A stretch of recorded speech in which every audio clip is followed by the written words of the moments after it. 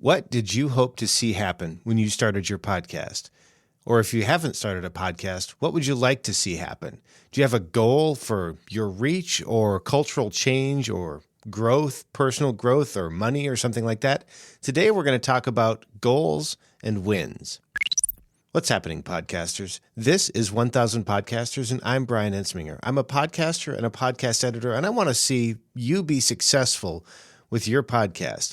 Today, we're talking about wins and goals, and this is part of the 30-day solo podcast challenge that David Hooper has started, as well as National Podcast Post Month, which is actually one of the goals that I have, to do a daily show for the month of November, to grow as a host, and to also offer you something of value.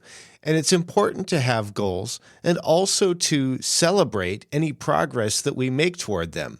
I haven't really gone back yet to review the first episode of this particular series, but my hope and expectation is that I will have grown and improved as a host because I'm doing this daily show. I have goals for this particular thing, but I also have some goals for the show overall, and we'll talk a little bit about that today, and also some recent wins, because I want to talk about those because it is good to celebrate these kinds of things.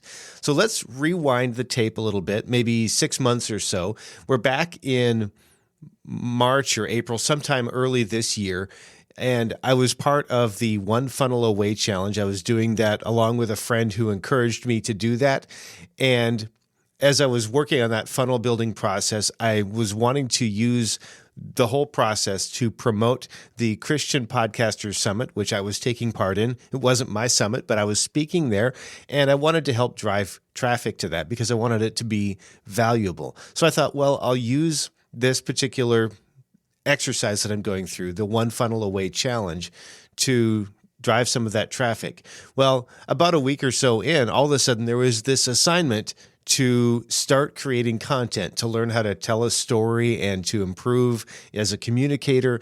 And the assignment was to choose either podcasting, blogging, or video and do all of that stuff daily. And since I like podcasting, I chose podcasting. And so I had kind of this jumble of things. I was doing an assignment that I wanted to be valuable for people. I was also wanting to drive traffic to a particular summit. And I thought, maybe someday I'll be able to use this to also promote the editing that I do and the consulting and some of those things. So I had kind of this jumble of ideas as I was getting ready to get started with this. And so what I wanted to do was really bring some clarity to this. And I knew that I was going to need to make some decisions. A lot of times we want to follow our passions or to make decisions with our heart. And I'm not saying there's necessarily anything wrong with that, but I knew with all of the jumble of mixed objectives that I had, I was going to have to make a decision and decide what my goal was going to be. And so I decided I wanted to help 1,000 podcasters. That's where the name came from. I wanted to help 1,000 podcasters. Truth be told, I haven't done a great job of tracking that. I need to get a little bit better at that. But that was my goal. And so I baked that right into the name of the show so I could always remember that I wanted to do that. As part of that, of course, there was the Christian Podcasters Summit. I wanted to help drive traffic to that. And then I was also speaking at that summit, so I wanted to provide a talk that was valuable for people. And while I think that the talk that I provided was valuable, believe me, I did not drive any significant traffic to that particular thing. I tried really hard, but I didn't do a great job at that. Apparently, I'm not as good a marketer as I am a talker, but I'm working on that. So I failed miserably in terms of driving traffic, but I did have the opportunity to speak and to provide some insight into audio production. I hope that was valuable. I didn't receive any negative feedback, not a lot of feedback at all, but I did do that and I really enjoyed that. But I've continued producing this show.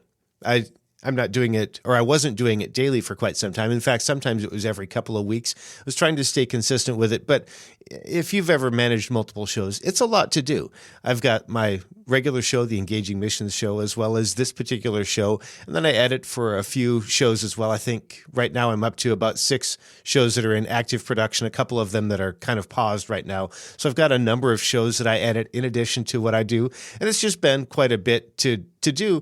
But I feel like it's still a win. I'm able to keep up with it. I've been doing this for the month of November. I feel like I'm improving and I'm more comfortable in front of the mic. And recently, I've had the opportunity to step in and provide some assistance and consulting for a couple of podcasters. I've got a couple things coming up later this week, and then a podcaster that I talked with last week that in my mind was a great win. And I'm going to tell you a little bit about this. I can't share any names because I don't have permission to share the specific story, but I do want to share this with you because it was a podcaster who was putting together a really complex episode. A lot of different clips. He had taken some from radio and TV and other places. He'd taken a lot of these clips to put them together with his narration, and he'd really built this massive thing. I don't want to use a whole lot of jargon, but multiple tracks, if that means something to you. So a lot of different pieces, and he put it all together. He was working in Hindenburg, which is the software that I like, and it's really good for the kind of editing that he was doing. But he wanted a little bit of help in order to get some stuff tidied up toward the end. And so we took a look at that, and we defined a couple of courses of action. We tried one thing, and that didn't work. So we worked together, and we found something else. And what I ended up doing was taking what he was able to provide me. He sent me the session files, and I took what he was able to provide, and then I put together a video for him so that he could do it himself. We had talked about me doing it for him. We had talked about me talking him through that, and ultimately, I sent him a video that allowed him to do it for himself. And what I was able to do was take the source material that he had in the edits that he had already done, and put that together, and then give him 3 different options for how he could approach it based on his comfort level. One of the things that we were working with was there were a lot of different clips or a lot of different regions, and he was interested in making sure that they sounded good together, that had a really good mix, and that certain elements weren't louder than other elements. But as we looked at it, we determined that some of the elements were just in general too loud, and it was going to create some problems for the audio production. So we worked through some ways to do that. He took that video, and he was super happy with that because then he was able to do the work and also learn so that next time he's able to produce something that he's super proud of. I was really happy to have been able to help him in that way. It was really an enjoyable thing for me, and that's the kind of thing that I want to be able to do more of. Maybe for you, maybe for somebody that you know, if you're facing a challenge and you're not quite sure how to address it, I'd love to talk to you about that. I really would. What about you? Do you have any goals or any recent wins that you'd like to share? I'd love it if you'd hit me up on Twitter. I'm at Top Tier Audio. Just let me know about those recent wins or those goals, what it is that you're working towards that's related to your podcast. You can find me at toptieraudio.com. That's where you're going to find all of the ways to connect with me. That's where you'll find links to all of my social profiles, Facebook and Twitter, as well as ways to connect with me if you want to talk to me about setting up a consultation or talk to me about potentially editing your show or some of those kind of things. All of that is at toptieraudio.com. I would really love to hear from you. Thanks for listening. Now go out there and make a great podcast.